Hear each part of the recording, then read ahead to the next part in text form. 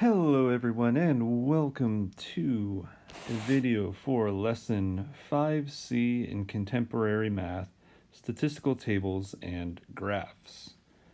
Uh, in this lesson we will learn about different types of tables and graphs and ways to represent data, where we see them, how to make them, and just generally good information about these. Let's jump right in. The first thing that I want to ask is, where do we see tables and graphs? And the short answer is basically everywhere. You see charts, you see graphs, you see tables, all these things everywhere. We see it in news. We see it in business. We see it in government/politics. Sports is a big one. One of the great things about graphs is that there are some that are simple and there are some that are very, very complex. So we will focus on the principles behind tables and graphs in this lesson, and I believe we focus on some simpler ones. So the first type we will look at is a frequency table. It is a basic frequency table, has two columns. The first column lists the categories of data, and the second column lists the frequency of each category, otherwise known as the count, like how many. So what do we mean by that? When we look at these couple examples right here, we can see that you'll be asked to make a frequency table for the following information or the following scenarios.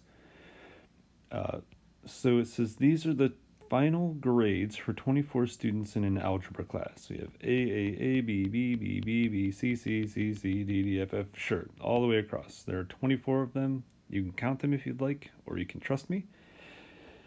And with these 24 grades, we call these qualitative data, because the data is based on a characteristic that isn't a number. See the final letter grade that you get, these are not numbers. So this is what we call qualitative. And the category here is the letter grade. So if you are going to make a frequency table or frequency chart, you would have your category here, and you would want to be a little bit specific about it. So I'm going to say letter grade,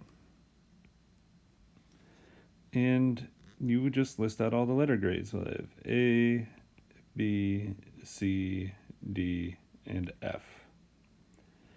Then we would have what we would call the frequency, and I'm going to go ahead and abbreviate FREQ for frequency. Then that's where you would just come along and count how many A's. Well, there are 3 A's here. How many B's? Looks like there are 8 B's. How many C's? Another 8 C's. How many D's? 3. How many F's? 2. And that's the frequency. There we go. Now, just to double check to make sure I did this correctly, I'm going to add these together. Let's see. 8 and 8 is 16. 3 and 3 is 6. 16 and 6 is 22, plus 2 is 24. Yes, so there are 24 total letter grades here, just as it says are in the list here. The last thing that we can do with this is we can create something called a relative frequency. And that is where you take each frequency that you have, 3, 8, 8, 3, and 2, and you divide it by the total number of grades, or the total number of objects or items or whatever it is you're looking at. And what that does is it gives us some percentages or probabilities or all sorts of different ways to think about it. We will think about them in terms of percents. So here are the percentages when you divide each frequency by the total number of grades. So for the next example, we're going to do something very similar, but I think you could see, and I think we can agree, that there are significantly fewer repeats in this list than there are in this list, right? In this, our categories were A, B, C, D, and F. For this particular example, if we were going to make categories, well, we'd have to have a category for 67, 54, 89, 98, 68, 78, blah, blah, blah, blah, blah. We'd have to have a category for each one of these different numbers. And that would make the table very clunky. So what we're going to do instead is we're going to use 10-point bins. So what that means is we will start at 100 and we will go to 91. And then we can go to 90 to 81 and 80 to 71 and 70 to 61 and so on and so on and so on. So we are grouping the values into groups of 10. And that's just so that the table can be easy to read. So we don't have to write out 24 different categories. We can have it be much more succinct in its interpretation. So one other thing before I go too far is that this is quantitative data. And quantitative data is based on a numeric characteristic. So these are all numbers that we're looking at, the actual number grade for a different class worth of final exams. And so our category here is final exam score. So final exam score. All right. So now we can go through and we can figure out how many scores were between 91 and 100. So I've got 1, 2, 3, 3. And we can do this for the rest of them. How many are between 90 and 81, 81 and 80 and 71, 70 and 61, so on and so on. And the table will look something like this. So I crossed out all of the numbers over here with the color that will match up with where they fell over here. So this would be the frequency of our categories. And again, we can find the relative frequency here. You already know that there are 25 scores. And if you add these up, 9 and 1 is 10, 6 and 4 is another 10 for 20, 2 and 3 make 25. We can just go through and divide all of these by 25 to get the relative frequencies. So this one would be 12%, this one would be 36%, this one would be 24%. What else? This would be 16%, 8%, and lastly 4%. Now you may notice there were no values between 41 and 50, and that just means we don't write anything there. In fact, we may not even include this in our table if you don't want to, but that could also lead to some misleading characterizations or conclusions that can be drawn from a table, which we'll get into in the next lesson. So for the second little lesson here, we have two types of data. I've already went over this on the previous slide. There's qualitative. Again, it's a characteristic that is not based on a number. And then we have quantitative, which is a characteristic based on a number. So here are some other types. You could have blood type, sexual orientation, political affiliation, etc. Anything that you would basically use words and not numbers to categorize. And then quantitative would be temperatures, and maybe high temperatures in whatever city you live in, or salaries, or heights or weights, all measured by numbers. So it's important to know which type of data you're looking at, because if you're working with qualitative data, you can only use bar graphs and pie charts, or at least the ones we will talk about in this class. Bar graphs and pie charts are what we will use. So these two types of graph or chart will be used to display qualitative data. What does that mean? Well, let's get into an example of how to draw a bar graph. So what we will need to do is, for our bar graph, is we will have two axes. We'll have a vertical axis and a horizontal axis. And most of the time, we will have the categories be put along the horizontal axis. So here I'll put Asia, Africa, so on. And on the vertical axis, then we would have our populations. And you want to make sure that you are labeling. So this is not categories, these are the continents. There we go. So here we have the population in billions, and here we have the continents. And from there, you just have to make a bunch of bars. So I'm going to make my bars in blue. So let's see here.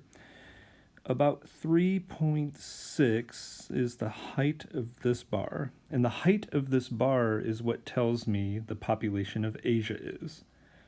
In fact, it's 3.6 billion people. So for Africa, let's see, we have 0.8 billion. So something like that. For North America, that's what NA is here. We have a 0.3, so maybe it's something like that. I know I have to make it smaller than this one because 0.3 is less than 0.8. Let's see what else. Latin America is 0.5, so that bar's got to look like it's somewhere in between the bar for North America and Africa. So that height of that bar is somewhere in between. Europe is 0.7, so it's going to be almost the same height as the bar for Africa. And then Oceania is way down here at 0.03. And that's it. You don't have to label anything else. We have our vertical axis labeled with words. We have our horizontal axis labeled with more words. I guess the only other thing we could do is a title. Yeah, let's give this graph a title so people know what they're looking at. This would be the population in billions by continent. Pretty straightforward. All right. For example 4 here, we are going to look at a pie chart. Now, we just went through some examples where you have to find the frequency and then the relative frequency as percentages. And when you are working with relative frequencies or frequencies, when you want to do this, we can use the relative frequencies to make a pie chart. So what I'm going to do is I'm going to slice this pie in two, because I know there will be 50% on the left and 50% on the right of this vertical line I just made. So this is 50%, and I want 50% because I see that here, and I have to label that piece of the pie with the category C. That way people know what grade it was. The next biggest piece of the pie I see here is 25, so I know that's 1/4 of a circle, so something like right there. And that represents A's. So I'm going to call that 25%, and I'm going to call that A's. And then the last two that I have here are 15 and 10%. Now with this last little bit, I know it doesn't have to be perfect, but I know one slice has to be bigger than the other. So the bigger slice will clearly have the higher percentage.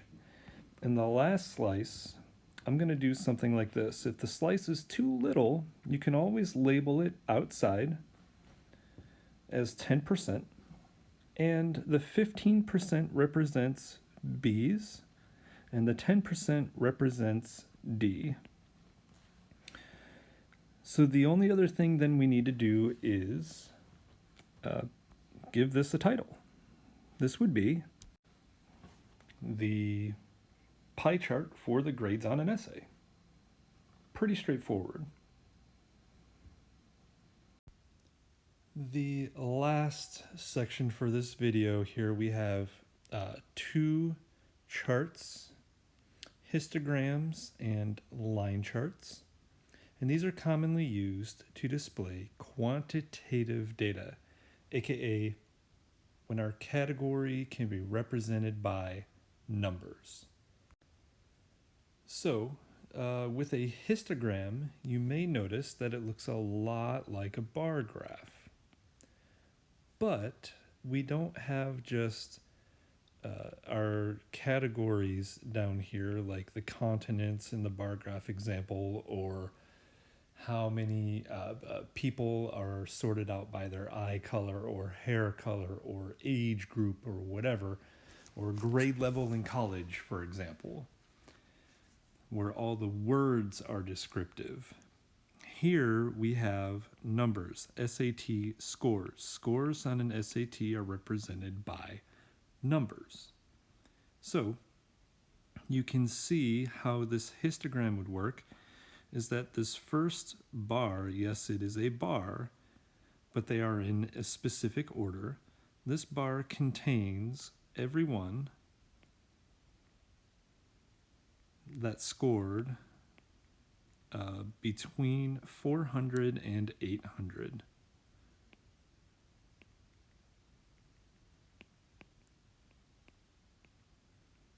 And if you look over to the left, it looks like 9, maybe 10 people scored between 4 and 800. And you can continue this thinking. If we were to continue to move right on our horizontal axis, the numbers keep getting bigger and bigger and bigger, just like what happens on a normal math class. Here we have a bar, let's do this one here, between 1600 and 2000. If you follow this bar back to the left, pretend my line is perfect. It looks like there may be, 28 people that scored in that bin, if you will. The difference is we cannot put these numbers in any order we like. They have to be in this specific order. Whereas with the bar graph on the last slide, we can move those categories, those continents around on the bottom, and it will not change anything about the graph. The bar or the line graph over here, we can kind of see it like a scatter plot, which we will go over shortly in the next couple lessons or so. And you can see that there are some data points here, here, here, all the way down, maybe at 100,000, maybe at 120,000. And essentially, we can just connect them with a line to show how the car's value would decrease as the mileage increases. And that concludes the lesson for section 5C. Good luck.